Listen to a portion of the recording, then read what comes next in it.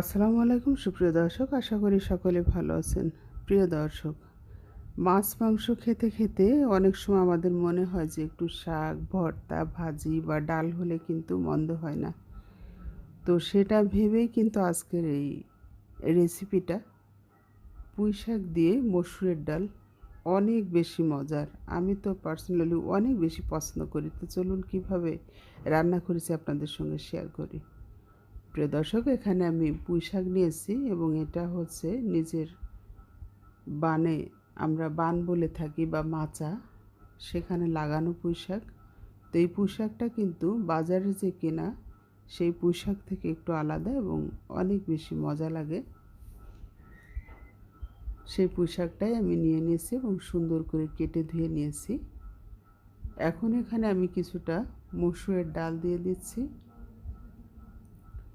ডালের পরিমাণ আপনারা বাড়িয়েও দিতে পারেন, আবার কমিয়েও দিতে পারেন, তবে ডাল দিতে হবে। তো এখন এখানে পেঁয়াজ রসুন কাঁচামরিচ কেটে নিয়েছি, সেগুলো দিয়ে দিয়েছি। তো পেঁয়াজ রসুনের পরিমাণ একটু বাড়িয়ে দিতে হবে, তাহলেই কিন্তু বেশি মজা লাগবে। তো এখন এখানে কিছুটা তেল দিয়ে দিলাম, পরিমাণ মতো লবণ,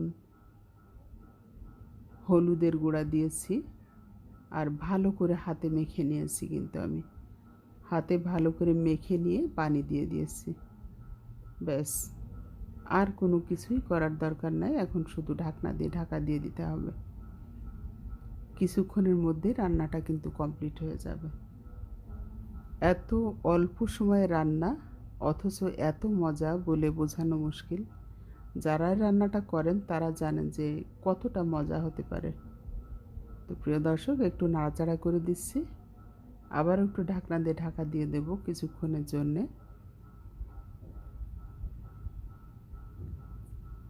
আস্তে আস্তে পুঁই শাকের যে ডাঁটা, এই ডাঁটাগুলো সিদ্ধ হলেই রান্নাটা কিন্তু কমপ্লিট হয়ে যাবে। তো আমার রান্না কমপ্লিট হয়ে গেছে। অনেক বেশি মজার দর্শক, বাটাবাটির ঝামেলা নাই, কাটাকাটি করেই এই রান্নাটা করা যায়, তারপরেও অনেক বেশি মজা লাগে। তো এই ছিল আজকের আয়োজন। আশা করছি ভিডিওটা আপনাদের কাছে ভালো লেগেছে। আবারও হাজির হব নতুন কোনো ভিডিও নিয়ে। সে পর্যন্ত ভালো থাকবেন সবাই। আল্লাহ হাফেজ।